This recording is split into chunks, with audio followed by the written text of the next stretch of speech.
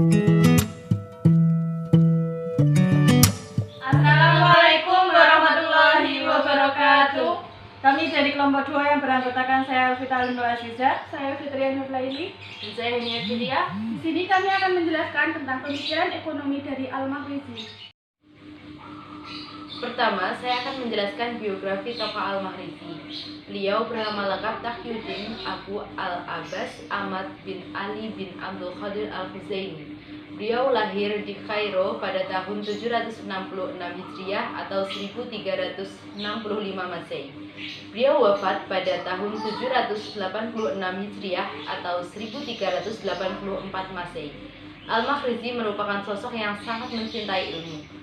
Sejak kecil, ia gemar melakukan rilah ilmiah. Ia mempelajari berbagai disiplin ilmu seperti fikih, hadis, dan sejarah dari para ulama besar yang hidup pada masanya. Selanjutnya yaitu karya-karya dari Al-Maghrizi. Lebih dari 100 karya tulis yang dihasilkan oleh Al-Maghrizi, baik dalam bentuk buku kecil maupun buku besar. Asy'ariyah mengelompokkan buku kecil ke dalam 4 kategori. Yang pertama yaitu buku yang membahas beberapa peristiwa sejarah Islam yang umum. Yang kedua yaitu berisi ringkasan sejarah beberapa penjuru dunia Islam yang belum terbahas oleh sejarawan lainnya. Yang ketiga, buku yang menguraikan biografi singkat para raja. Dan yang keempat, buku yang mempelajari beberapa aspek sosial dan juga ekonomi di dunia Islam pada umumnya dan di Mesir pada khususnya. Yang selanjutnya adalah karya dari Al-Maghrizi, yaitu buku besar, meliputi 3 golongan buku. Yang pertama adalah buku yang membahas sejarah dunia, yang selanjutnya adalah buku yang membahas sejarah Islam umum, yang terakhir adalah buku yang membahas sejarah Mesir di masa Islam. Menurut Al-Maghrizi, baik pada masa sebelum maupun setelah kedatangan Islam, mata uang digunakan oleh umat manusia untuk menentukan berbagai harga barang dan biaya tenaga kerja. Untuk mencapai tujuan ini, mata uang yang digunakan atau dipakai hanya terdiri dari 2, yaitu emas dan perak. Dalam sejarah perkembangannya, Al-Maghrizi menguraikan bahwa bangsa Arab Jahiliyah menggunakan dinar emas dan dirham perak sebagai mata uang mereka, yang masing-masing diadopsi dari Romawi dan Persia, serta mempunyai bobot 2 kali lebih berat di masa Islam.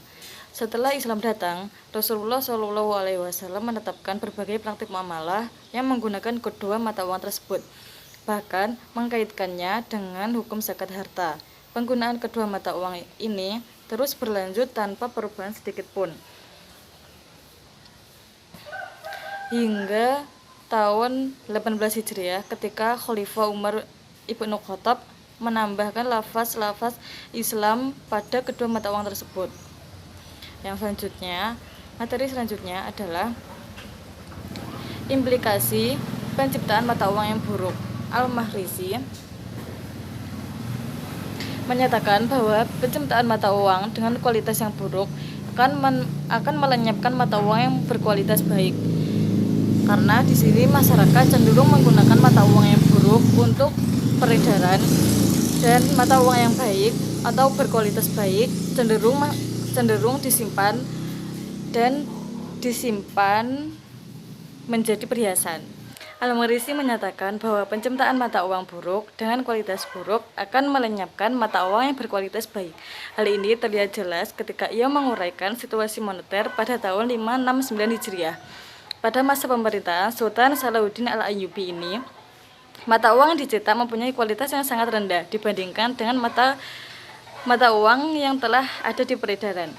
Dalam menanggapi kenyataan tersebut, masyarakat akan lebih cenderung memilih untuk menyimpan mata uang yang berkualitas baik dan meleburnya menjadi perhiasan, serta melepaskan mata uang yang berkualitas buruk ke dalam peredaran. Akibatnya, mata uang lama keluar dari peredaran.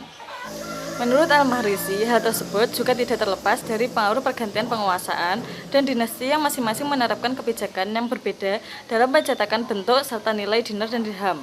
Sebagai contoh, jenis dirham yang telah ada diubah hanya dengan merefleksikan penguasa pada saat itu.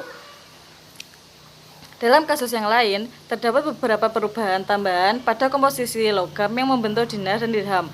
Konsekuensinya, terjadi ketidakseimbangan dalam kehidupan ekonomi ketika persediaan logam bahan mata uang tidak mencukupi untuk memproduksi sejumlah mata uang.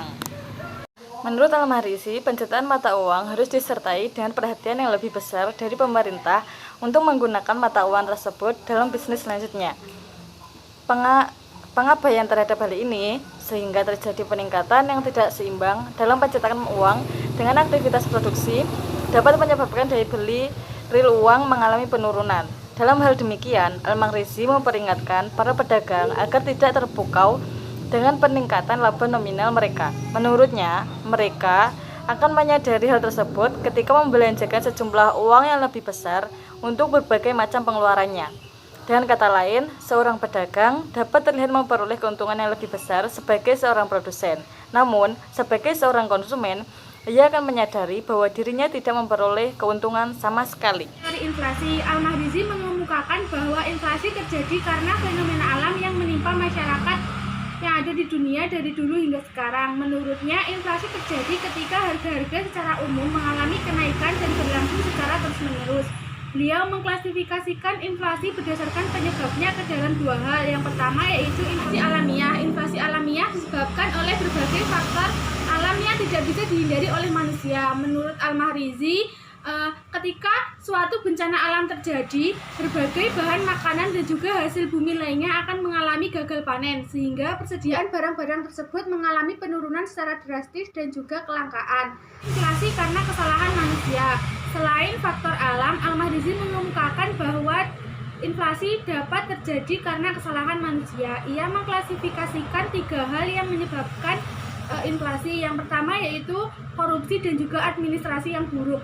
Al-Mahrisi menyatakan bahwa pengangkatan para pejabat pemerintah yang berdasarkan pemberian suap dan bukan kapabilitas akan menempatkan orang-orang yang tidak punya kredibilitas pada bagian jabatan yang penting. Merajalelanya ketidakadilan para pejabat tersebut dapat membuat kondisi rakyat semakin memprihatinkan. Dua yaitu pajak yang berlebihan. Menurut Al-Mahrisi, akibat dominasi para pejabat bermental korup dalam suatu pemerintahan, pengeluaran negara mengalami peningkatan yang sangat drastis. Sebagai konsekuensinya, mereka menerapkan sistem perpajakan yang menindas rakyat dengan memberlakukan berbagai pajak baru serta menaikkan tingkat pajak yang telah ada. Peningkatan sirkulasi mata uang fulus. Ketika terjadi defisit anggaran sebagai akibat dari perilaku para pejabat yang menghabiskan uang negara untuk kepentingan pribadi maupun kelompoknya, pemerintah melakukan pencetakan mata uang fulus secara besar-besaran. Kebijakan pencetakan fulus secara besar-besaran menurut Al-Mahrisi sangat mempengaruhi penurunan nilai mata uang secara drastis. Akibatnya, uang tidak lagi bernilai dan harga-harga membumbung tinggi, yang ada gilirannya menimbulkan kelangkaan bahan makanan. Baiklah, yang selanjutnya adalah wawasan modern teori Al-Mahrisi. Apa yang telah dituangkan Al-Mahrisi dalam karya-karyanya itu sangat berbau ilmu ekonomi modern. Jika dibandingkan dengan ilmu karya Al-Mahrisi dengan karya ilmuwan-ilmuwan barat, maka dapat disetarakan dengan pemikiran ekonomi barat pada abad ke-19 dan abad ke-20. Ekonomi modern sendiri membagi penyebab inflasi itu menjadi 2, yaitu cost push inflation dan demand pull inflation. Antara pemikiran Al-Mahrisi dengan pemikiran ilmuwan barat itu dapat dikatakan setara atau sama. Sekian dari kelompok kami, kurang lebihnya kami mohon maaf. Wassalamualaikum warahmatullahi wabarakatuh.